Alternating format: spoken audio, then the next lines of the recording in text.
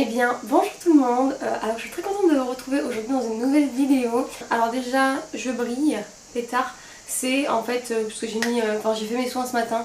Du coup là ma peau elle est lisse. On dirait que j'ai mis de l'highlighter, c'est trop drôle. Bref, aujourd'hui on se retrouve pour une nouvelle vidéo. Je vais tester un fond de teint qui me donnait envie vraiment et que j'ai trouvé quand je suis partie en Espagne. Et je vous l'avais présenté aussi sur Instagram. C'est le fond de teint Catrice, le HD Liquid Coverage. Donc c'est un fond de teint qui promet matité, qui se dit waterproof et résistant à la transpiration également. Et qui donne soi-disant un effet de seconde peau. Moi je l'ai pris en teinte 020, c'est la teinte rose beige. Il n'y avait pas beaucoup de teintes je trouve, c'était quand même soit très foncé soit très clair.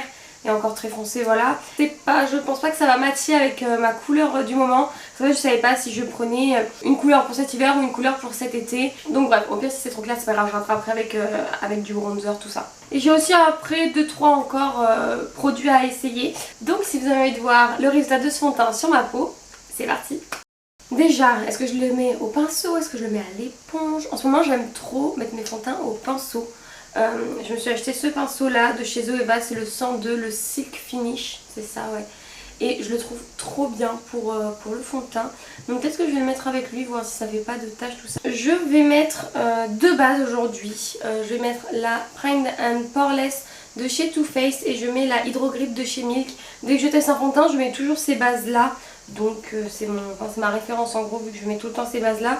Au moins je vois si ça tient bien.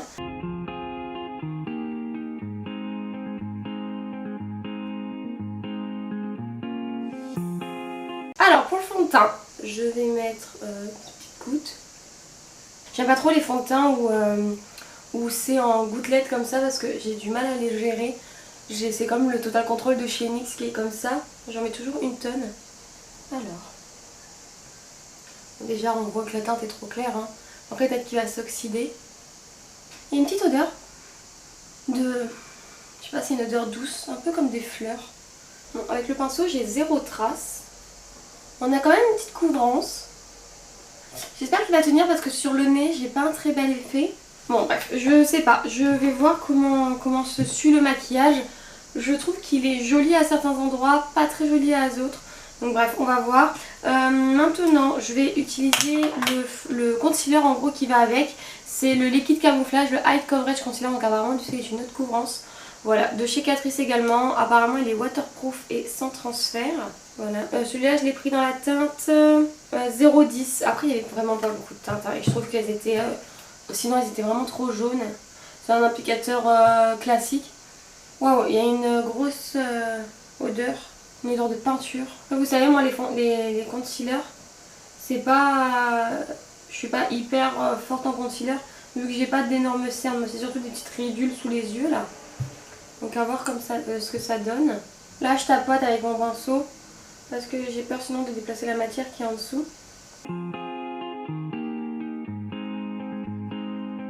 Je trouve vraiment pas qu'il soit haute couvrance. Hein. Enfin, moi je pense que je suis pas le bon cobaye pour un anti-cerne. Moi c'est vraiment juste comme but d'illuminer le dessous d'œil. Là je vais venir poudrer avec ma poudre de chez Fenty. Je vais faire mon bronzer, tout ça. On se retrouve pour les sourcils. Donc j'ai fait mon contouring, j'ai enfin acheté le Lift and Snatch de chez NYX. Donc en fait c'est un liner à sourcils en fait pour faire du poil à poil. Je l'ai pris dans la teinte black parce que, alors moi pour le crayon j'ai la teinte espresso. Mais elle est quand même un peu chaude pour mes sourcils. Enfin ça se voit qu'il y a une différence quand même vu que j'ai le poil vraiment très foncé. Donc là pour la première fois je vais essayer de faire avec ça. Donc c'est une boîte très très fine, hein, c'est fait en fait de plein de petits poils. C'est un peu comme le Epic Ink Liner de chez NYX également. Ouais, par contre c'est vraiment très fin. Je viens d'essayer un peu sur ma main. Je pense que je vais d'abord fixer mes sourcils et après quand ils sont fixés je ferai du poil à poil. Non, c'est pas comme ça que ça fait. Alors je suis un peu stressée. Je vais vous rapprocher pour que vous voyez un peu mieux.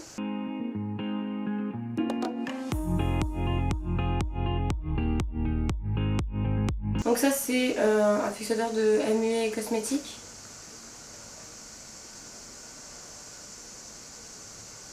Je vais faire l'autre sourcil comme ça moi, enfin c'est exactement la même technique. Puis mon maquillage et on se retrouve à l'highlighter. Donc voilà où est-ce qu'on en est au niveau du maquillage. Donc j'ai fait en fait, en ce moment c'est un peu tendance et tout, j'ai vu. En gros c'est de faire des petits points de liner pour pouvoir en gros faire un liner. Bref, je trouvais ça super joli. J'ai terminé, il me manque plus que l'highlighter et je vais utiliser celui-ci de chez Révolution. Donc c'est le Rose Gold Glow de la sous-marque en gros I Love Revolution de Makeup Revolution. C'est un duo d'highlighter. On a aussi un miroir. Et en fait on a un highlighter doré et un highlighter rosé. C'est l'highlighter préféré de Salomé, de la chaîne du monde de Salomé. Et j'avais vraiment hâte de le tester vu qu'elle en parle tout le temps. Et je pense que je vais faire un petit mix des deux pour voir. Apparemment c'est le mix des deux qui est vraiment très beau. Et c'est bon, là à la caméra vous voyez que ça pète, parce qu'il pète, mais il est très satiné en fait. Il est moins poudreux que mes palettes préférées de Beauty Bay, la Living Ma Best Light. Il est vraiment très joli, il est moins poudreux. Il n'y a pas de paillettes en fait dedans, c'est vraiment que de la nacre, j'ai l'impression. C'est que du satiné mais c'est vraiment très très joli. Non, c'est très joli, waouh.